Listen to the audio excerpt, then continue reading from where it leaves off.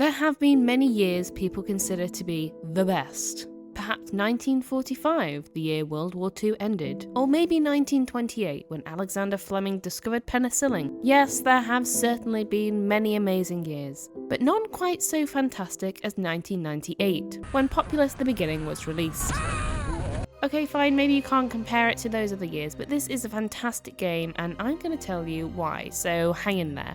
Populous: The Beginning is a strategy video game developed by Bullfrog, where you play as a shaman of your tribe who, after a vision, has the destiny to lead your followers to victory by destroying other tribes to eventually become a god. Now, for the people in my audience under the age of 30, I need to briefly explain who Bullfrog Productions really are. In a nutshell, they're the people responsible for the rich tapestry of shit-hot games such as Theme Park, Theme Hospital, and Dungeon Keeper.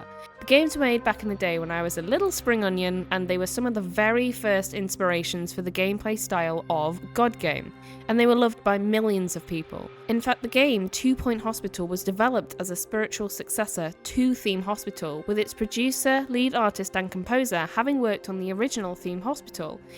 In summary, the company made games that stood the test of time and are still loved many years later. But back to Populous. The game takes place in a system containing 25 planets. Each one is inhabited by other tribes: the Matak, the Chumara, the Tukani, and your own. The goal in each world is to destroy the other tribes and reign supreme. Each tribe, including your own, is led by a female shaman, which controls all other villagers and has the ability to wield magic. These spells can be used to help you take over the land and win against your enemy, and they're pretty useful. You've got spells to build land, swamps that kill any villager that walks on it, tornadoes, lightning, volcanos, and even the Angel of Death, which is this little guy right here. To start each level, you'll have nothing more than a blank space to work with, where your braves will build huts and increase your population. The goal is to try and have as many units as possible in order to defeat the enemy, of which there are many different types. You have braves, which is how all units start. They can build houses and multiply.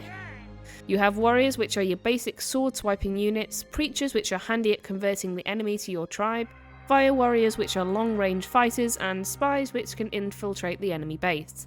You'll need your good old strategy brain to work out how many of each unit you'll need to beat the level. I personally think preachers are pretty useful at gaining followers without much effort, and I prefer using a ridiculous amount of units to swarm the enemy like a plague of locusts, but everyone's different. Alongside conquering the planet, you'll also have idols you can worship that can give you new spells to help, or buildings you can unlock.